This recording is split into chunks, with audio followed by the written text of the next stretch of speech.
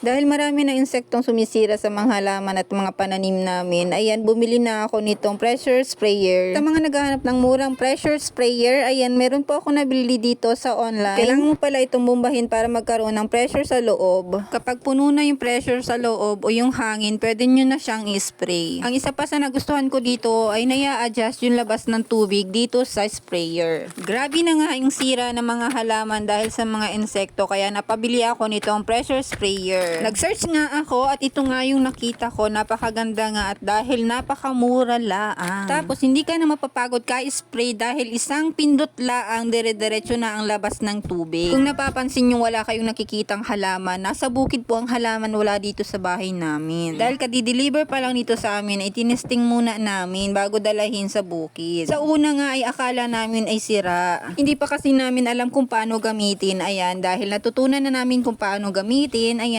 kailangan palang punuin ng tubig itong pressure sprayer. Kapag may tubig na, ay kailangan bumbahin itong pressure sprayer para magkaroon ng pressure sa loob. Kita nyo naman na basang-basa na yung anak ko. Hindi pa kami nagdadagdag ng tubig nun ha. Kapag kayo mag-o-open ng parcel, videohan nyo kung sakaling may sira, pwede kayo magreklamo. Papalitan naman yan ni seller kapag may sira.